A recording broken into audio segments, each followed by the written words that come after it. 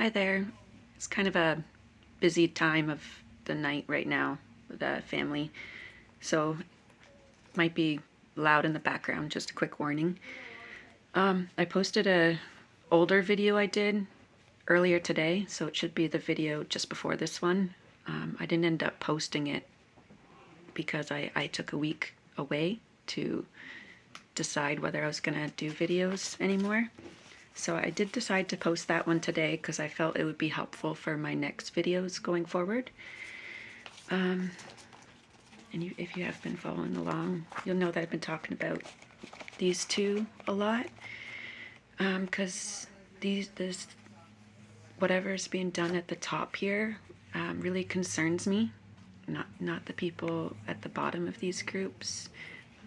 These are very good people. I think everybody knows that. Just worried about what things may be going on here. So I put these videos together with family and friends in mind so that they could investigate these things for themselves and make a decision whether this is something that they should be concerned about, or it's good to look into these things and rather than not look.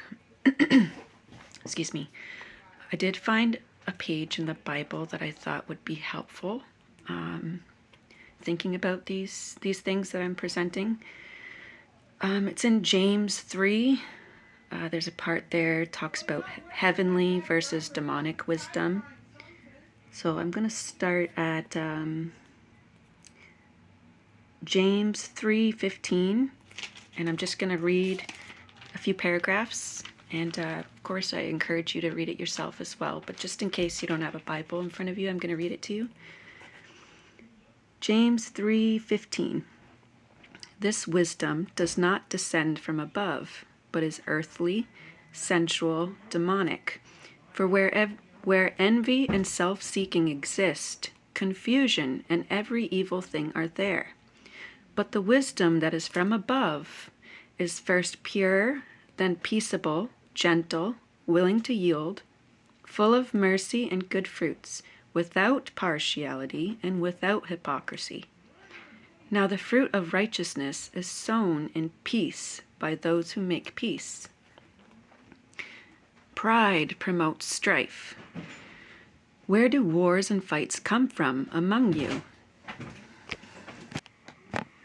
Sorry, I'm going to try to make this video quick. I do have family members. Sorry for the interruption.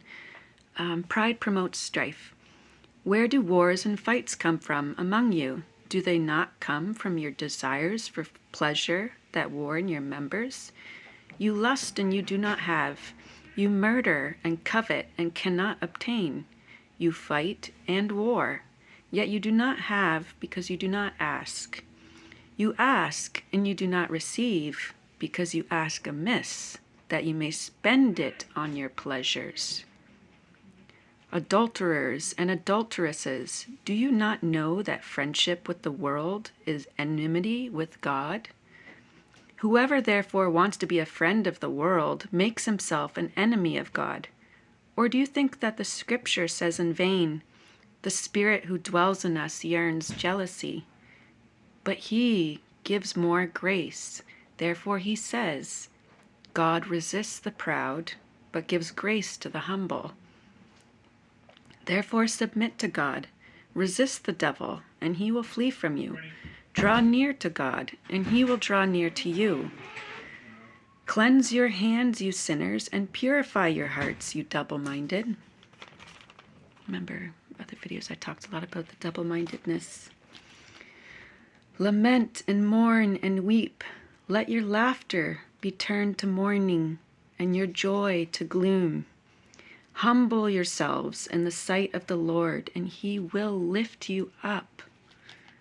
Okay, so he's kind of like the process I went through, where even though my mother was Christian and she was trying to teach me for many years, I wouldn't listen. I loved my mom, but I wouldn't listen to her. I turned off my eyes and ears to it. But when I figured out for myself that Jesus was real, I had to humble myself. I had to put my pride, in all these years with the ways that I was thinking, I put my pride down and go and admit to her that I was wrong And but that actually, even though that was hard to do, I have slowly been being brought up. Now I am experiencing a lot of worry and concern with all the things I've been learning, but I have had a lot of peace. So it was beneficial, and I would rather learn than not know. This next part is a really good one to know too. It's reminding you, do not judge a brother, which is something that a lot of people in churches do. Do not speak evil of one another, brethren. He who speaks evil of a brother and judges his brother speaks evil of the law and judges the law. But if you judge the law, you are not a doer of the law, but a judge. There is one lawgiver, who is able to save and to destroy. Who are you to judge another? And the last part I'm going to read is James 5. It's about the oppressors that are rich, how they will be judged. Come now, you rich, weep and howl for your miseries that are coming upon you. Your riches are corrupted, and your garments are moth-eaten. Your gold and silver are corroded, and their corrosion will be a witness against you, and will eat your flesh like fire. You have heaped up treasures in the last days. Indeed, the wages of the laborers who mowed your fields, which you kept back by fraud, cry out, and the cries of the reapers have reached the ears of the Lord of Sabaoth. Sabaoth. I'm not sure what that word is. And remember, there's a lot of codes and puzzles and certain words that you don't understand. You're supposed to look into those. You have lived on the earth in pleasure and luxury. You have fattened your hearts as in a day of slaughter. You have condemned. You have murdered the just. He does not resist you.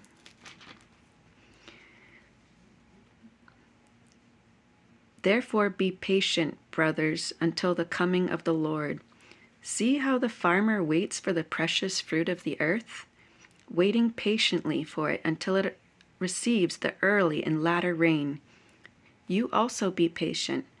Establish your hearts, for the coming of the Lord is at hand. Do not grumble against one another, brethren, lest you be condemned. Behold, the judge is standing at the door.